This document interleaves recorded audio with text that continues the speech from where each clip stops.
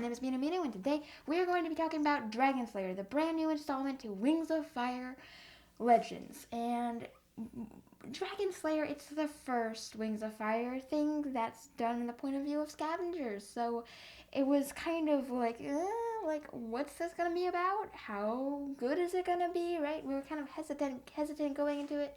Most of us, I certainly was. But it turned out to be way better. I'm going to try and avoid spoilers in that first half bit, and then I will start proceeding into spoiler territory.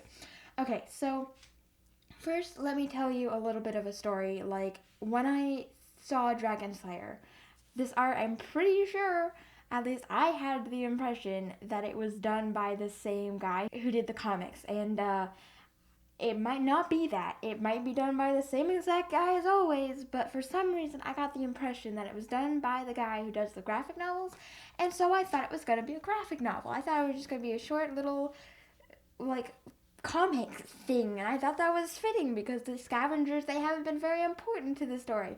Then I learned that it had words in it, like actual paragraphs, and so I was like, oh, okay, there's some actual paragraphs just with pictures, like Captain Underpants style. Yeah, cringe. So I was like, okay, great.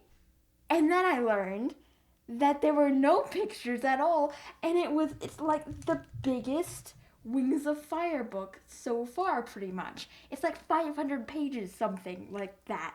It's huge. I was expecting this to be a tiny little manga with not that many pages, but no, it's massive. And so I was kind of shocked when I got it, and I was like, oh my god, that's a big book.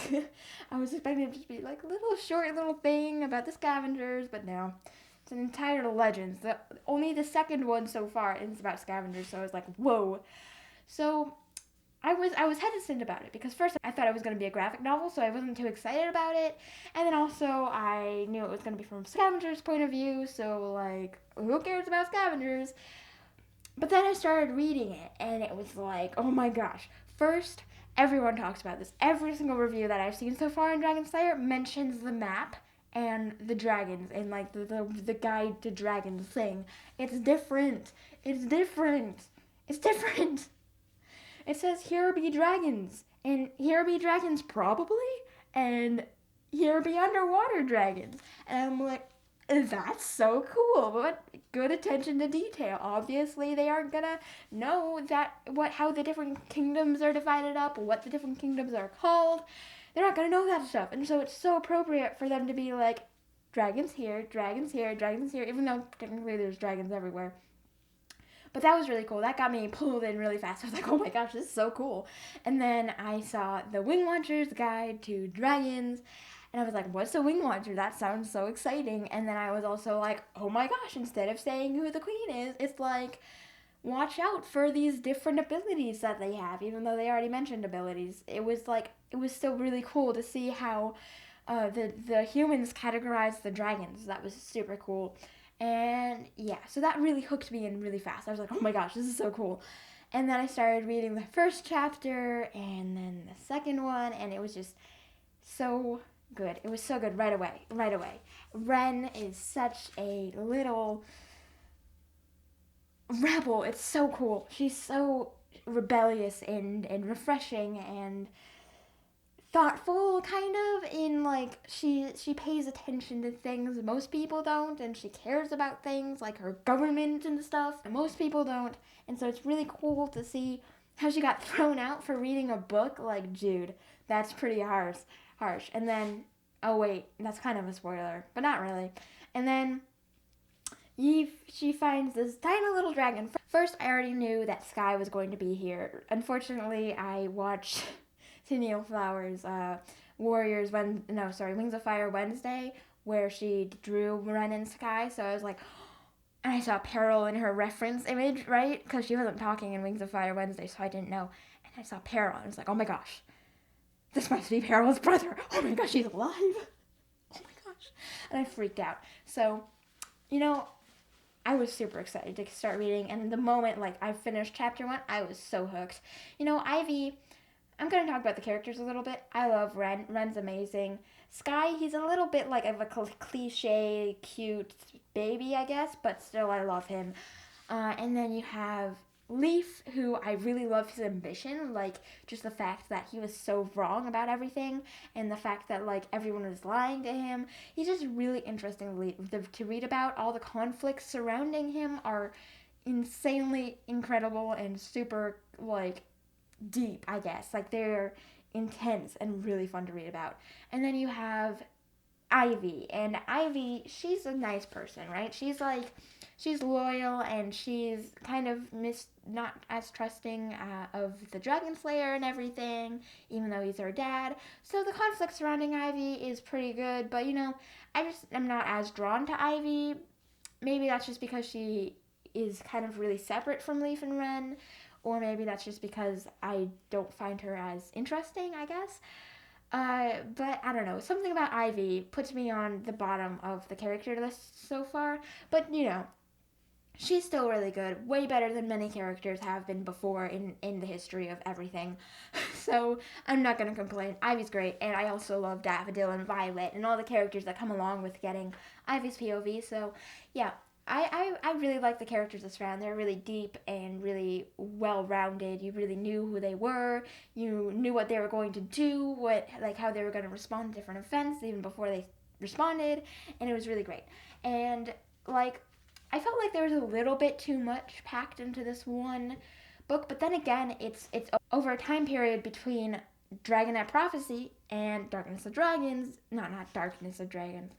Between Dragonette Prophecy and Sunny's book, The Brightest Night. So that's a lot of time to cover in one book. So no wonder it's so long.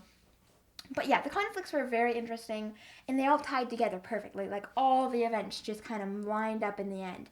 I do feel like we should have gotten more time at the end to see how their plan went, and I feel like the whole thing with Sky was a little bit too easy, but generally, I found it really cool, and I'm really excited for what Ren and Sky can do for the future of Wings of Fire. Like, what will that mean for everybody? Will they work with Winter in Sanctuary, where he has his little human sanctuary thing? That could be interesting. Like, what's gonna happen with Ren and Sky? I'm really excited. So, now we're gonna get into serious spoiler territory. So, Undauntable. I love him for some reason. I also love Deathbringer, aka Murder Basket. That's the first time I said his name out loud. Murder Basket. Okay, so I'm for some reason I'm really I like Murder Basket and I really like Undauntable. They're kind of like similar characters, if you know what I mean. They're well respected and they're jerks, but they're also really charming. I like Undauntable because, I feel like there's something legit down there. Like, he actually loves Ren, kind of. And that, there's stuff that can happen with him. He seems like a character that can do a lot to the future. Like, he's a character that's very interesting. He has so many futures, I guess. He has so many things can happen to this guy. And I'm really excited for it.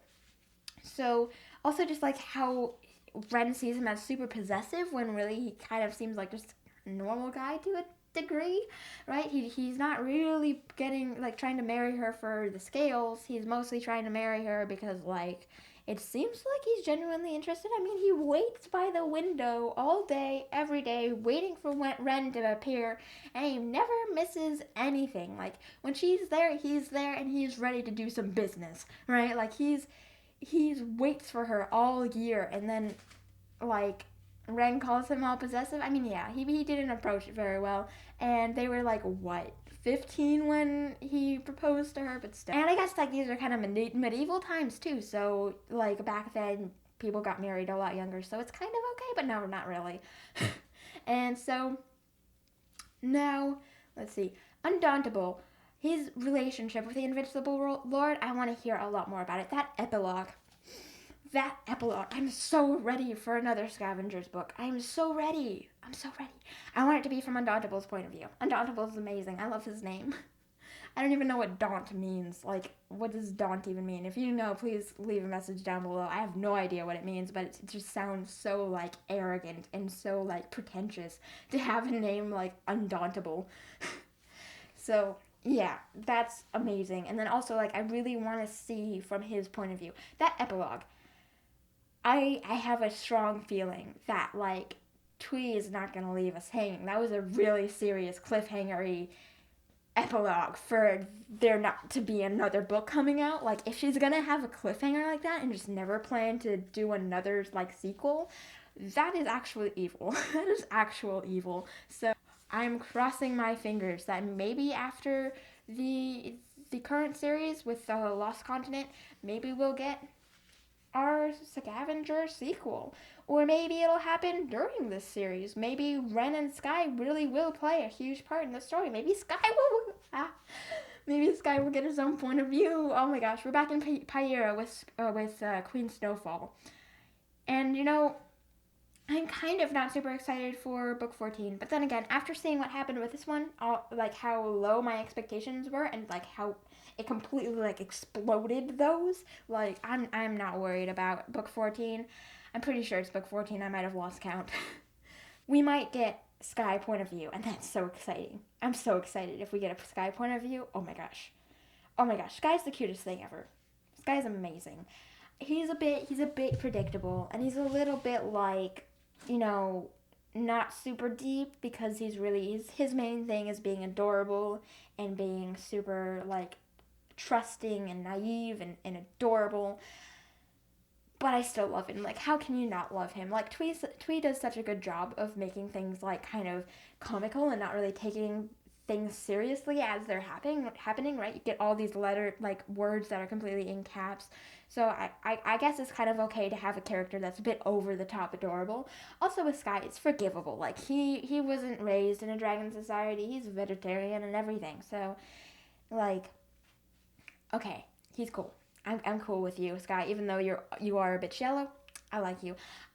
If he meets Peril, I was expecting him to meet Peril in this book. I was expecting him to have this nice reunion with his family and meet Peril and Kestrel. We did see Kestrel like twice, but like only for a few seconds. I was expecting this huge reunion. Maybe that'll happen. If we get a Sky book, we might meet Peril in the Sky book and then do whatever else that's gonna happen.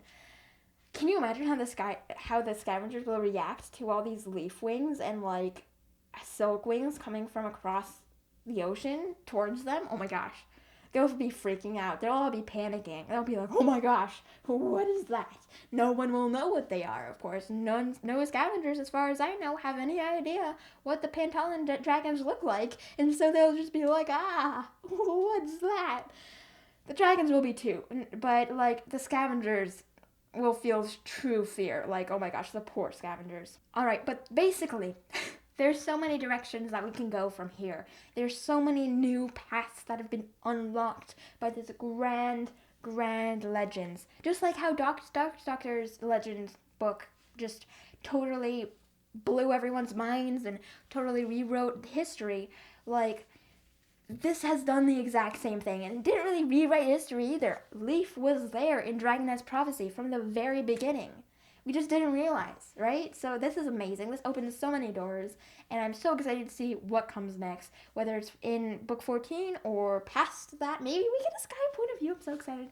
But yeah, this is a huge one, and it was really good. It doesn't only open up these doors for future good books, it also is a really good book on its own. It's like, I give it a 15 out of 10. It was just... The humans seem so human, like, in the way that dragons seem so human, which is weird, how similar they are, and just everything was amazing. Everything was amazing, okay? Just, if you're having doubts about this book, this beautiful book, do not. It's amazing. I do have one nitpick, though, and I know a lot of people have noticed this. I'm not sure if you can see, but if you have this book, take a look, and if you can find a picture online, take a look.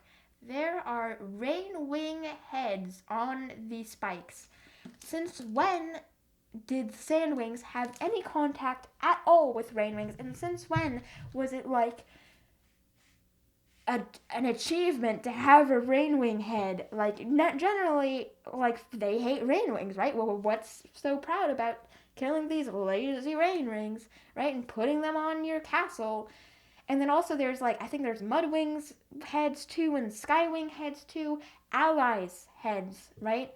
They don't have, like, they have one Icewing head up there, but the rest of them are just completely innocent. And that might be kind of, like, part of the creepiness of it, is just that, like, no dragon is free from the brutality of burn.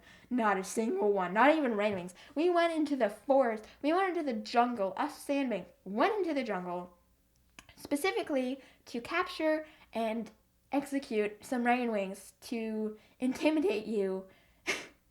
Like, that does not make any sense. I did not like that detail. Like, I heard somewhere that Twee has a big saying in, like, what happens on the book covers. Like, she's the one who decided in Poison Jungle to have this one Leafwing getting stuck by the Venus Dragon Trap, or whatever it was called. But, like, I really wish that they hadn't put those there. That's the one thing that kind of bothers me. But otherwise, this cover is so pretty. Look at it. It's so pretty. Okay. So I'm just going to move on now. All right, so basically, sum it all up. We might get a sky point of view. This was amazing. This was an amazing book. The cover is beautiful, and read it. Don't worry about any worries about humans. Like, a lot of people, I think, try to stick to animal point of view, not novels. Like, I do too. But, like, don't have any doubts about this. This is amazing. Throw those doubts away, out of the door. This is one of the best books I have ever read. No lie. Not lying at all. Read it. Damn it. Read it. Read it. Okay, so if you enjoyed this episode, please leave a like and comment, and I'll see you guys in the next one. Bye-bye.